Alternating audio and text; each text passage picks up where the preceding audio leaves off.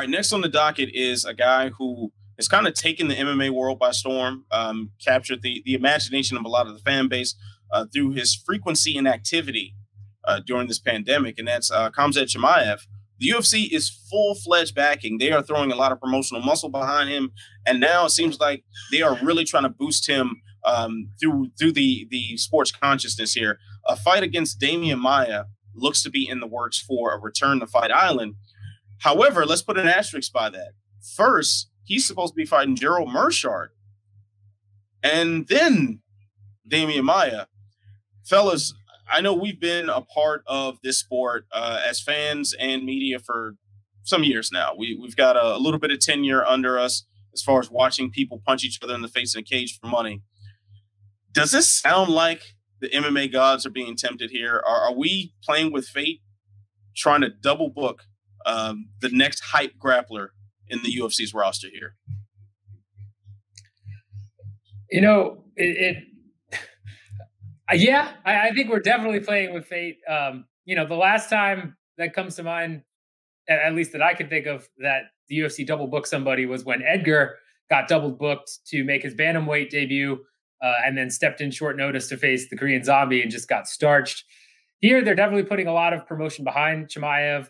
And Meerschaert is not a world beater, but he's still a tough out, especially a tough out to come out unscathed. And I think that's really what the UFC is expecting here. Another total dominance, just gets in there, you know, finishes in the first round, comes out without a scratch on him. That's the whole reason they're double booking this, which says a lot because, one, I know Gerald Meerschaert's already taken to Twitter and said, you know, he's not leaving the cage, you know, I believe by his own power or something of that nature. He's taken offense to it, clearly. Also, I'm pretty sure Demian Maia asked for a retirement bout against maybe Diego Sanchez or someone else, and they're just going to feed him Khamzat Chimaev, which seems like a total spit in the face to Demian Maia, who looks like he's winding down his career, to be like, hey, by the way, before you get your nice retirement bout, we're going to give you this super hungry, up-and-coming contender who looks like a killer. So I get the promotional push by the UFC to do all this.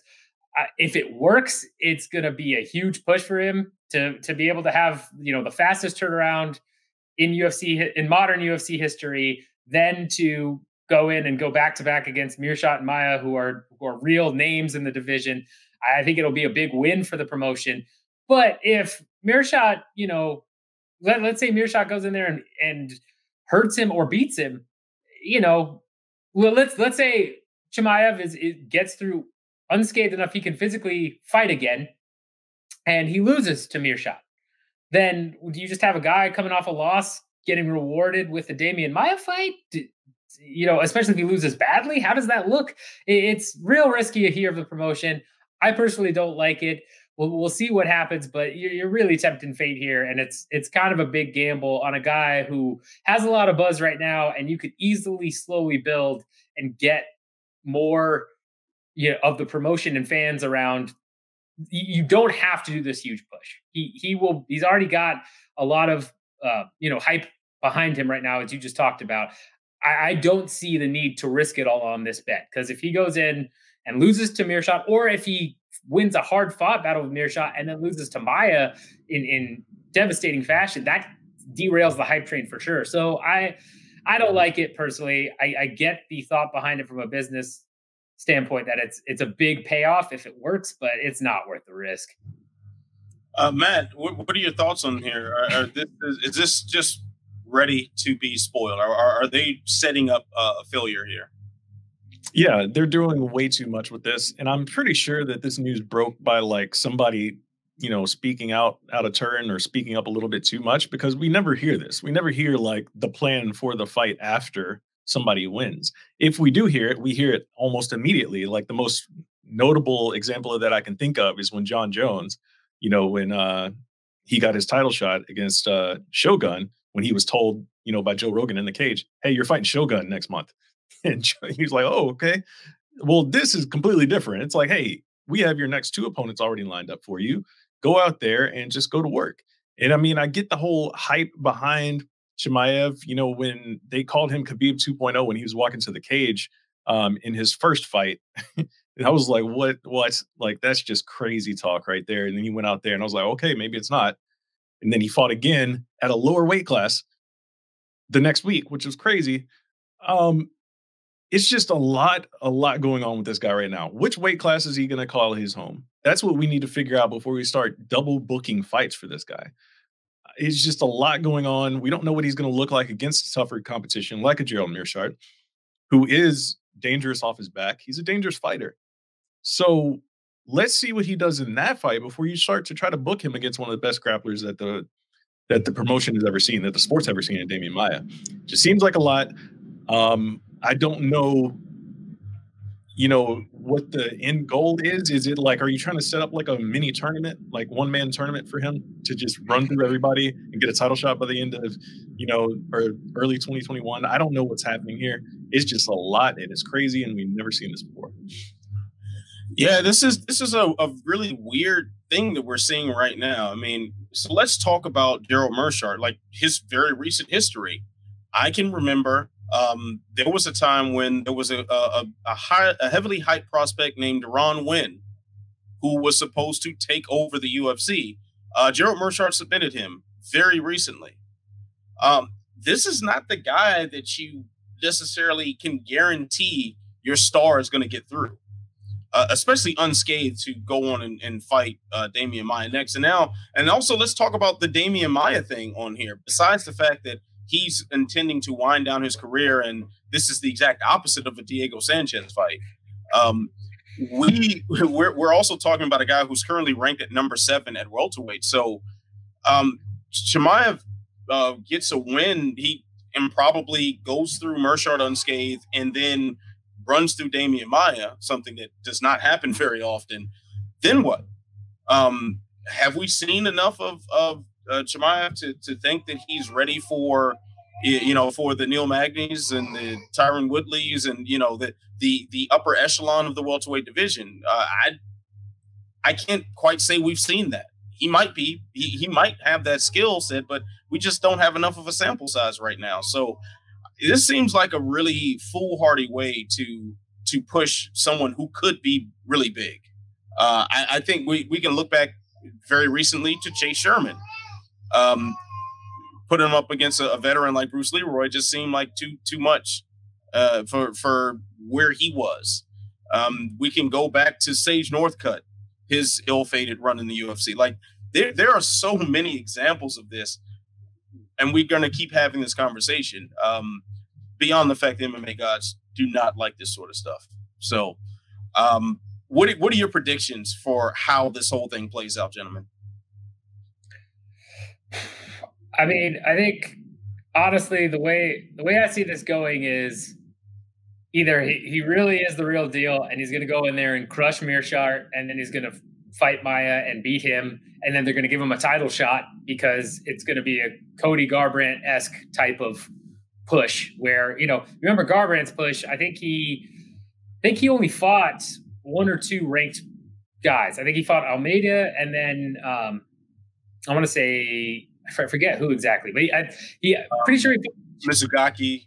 Yeah, Mizugaki. Yes. So he fought those 2 guys, and then he immediately got, jumped the line for a title shot, and Dillashaw was like, what? And a lot of people were, but that was the whole point of the push, was just, we're just going to give him, going to give him everything he needs right now. So you're either going to get that type of push from the UFC where he runs through these 2 and it's like, yep, you get the title shot, and they must have some analytics behind that.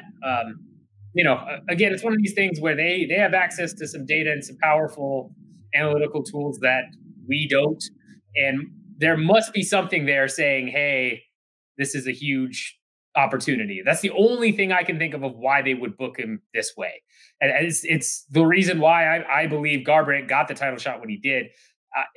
My guess is Chimaev goes in there and first round TKOs both Meerschaert and Maia. It's over. He gets the title shot. So either that's going to happen, or he's going to struggle with one or both of these guys, and it's going to look like egg on the face of the UFC, especially if, Meerschaert goes in there and does a ton of damage to him and submits him or just gives him so much trouble that, what do they then do with Demian Maia? That's Maia will probably be pissed, I'd imagine. I feel like you have to have a backup opponent ready for Maia, who then has to prep for 2 different guys to fight. Otherwise, he's losing out on money and a fight that's scheduled. I wouldn't want to go into a training camp if I knew my opponent was fighting a month before. That to me seems foolish. So there's got to be something going on in the background where they've crunched the numbers and this makes sense. But I think most likely Chimaev ends up, I think he ends up either dominating here or he gets stopped by Meerschaert, and there goes the hype train, and Maia is left holding the bag, so to speak. Matt, what's your prediction here? Yeah, I know we're saying it's a lot. It's all a lot. It's it's maybe biting off too much. But having said all that, I expect Chimaev to just go out there and do what he did the first 2 times we saw him in the octagon, to be honest. And let's not forget, I was just reminded as I pulled up his fight record here. Meerschaert did test positive for COVID-19 last month. So maybe that could have been part of the double booking in case if he were to fall out again. I don't know if that had anything to do with it. If that were the case and you're double booking him from an unranked fighter to number 7, Demian Maia, that is crazy. But let's not forget, he is coming off of a knockout loss, and he is coming off of testing positive for COVID. So maybe there's, that sort of thing. Those types of things, those 2 things combined, I do think will make it easier for Chimaev on the night of the fight, because we don't know what type of shape Meerschaert's going to be in. But I do feel it is one of those bouts for him to go out there and look good against a name that more people know compared to his first 2 opponents. So we'll see how it all plays out. But man, to go from an unranked Gerald Meerschaert to number 7 Demian Maia, even if he is on the tail end of his career, still a crazy jump for me. Yeah, I'm not a big fan of that jump either. Now, my prediction, gun in my head, I say he gets through Meerschaert, gets through it with some bumps and bruises. I expect him to be put through a fight, something that we haven't really seen him, deal with adversity at all in the UFC so far. So I expect him to run into his first little bit of adversity and go in front of Demian Maia, and then get a feel for what it's like for an elite welterweight. Demian Maia has stifled a lot of high-level grapplers. I mean, he just got off of that submission over Ben Askren, which was like an incredible grappling battle. Stand-up wise was a little bit left to be desired, of course, but on the floor they put on a very entertaining fight. I think we might see Demian Maia, school the youngster. And especially if Chimaev wants to contest this on the floor, which there's nothing saying that he wouldn't. Sounds like a recipe for disaster to go up against Demian Maia with that level of hubris. So we'll see what happens on that. Now, last thing I want to ask you about this, fellas. You brought up Cody Garbrandt, his run to the title, and how abbreviated it was before he found himself in that 5-round main event. They do share one thing in particular. Cody Garbrandt and Chimaev, they share management. We've seen dominance fighters kind of get the red carpet rolled out to them once or twice when it comes to the title shots. I'm also thinking of Kamaru Usman jumping the line over Colby Covington ahead of UFC 235, and also him being the replacement fighter for UFC 227. So fellas, do we think this is management at work here that's allowed for Chimaev to have an opportunity that a lot of other fighters aren't going to get? I think I would say management plays a part in it, but management certainly doesn't hurt, right? Especially having dominance MMA in your side obviously has never hurt somebody in the UFC that I can remember, where if that's your manager, it almost always helps. But I think there has to be something more to that, just because even with Usman, right, he had to put together a ridiculous win streak before he got to that point where he was a replacement fighter and then got the shot. With Garbrandt, it was 3 or 4 wins and then just here you go. So there's got to be something besides just that. I'm sure it's a big help, but I think there's got to be some analytics on the back end that we're not seeing, where he must have trended hugely in a emerging market or something. That I am wholeheartedly under belief that's why Willie Zhang got the shot that she did and got such a big push, was because she was trending in China. When she won, she was trending on #1 on Weibo, which is Chinese Twitter equivalent, essentially, which is massive there. My guess is there's some analytics that we're missing to this whole piece, but I don't know what those are. But I can't imagine it's just because of management. I would agree in that management definitely has a part to play in it, and I think it's like you said with dominance. You come out there and market yourself as Khabib 2.0. Same management there again. Go out there and look like Khabib, but at a higher weight class. Do it 2 weeks in a row, and people start turning their wheels. They're like, "Oh my God, this dude might be the real deal."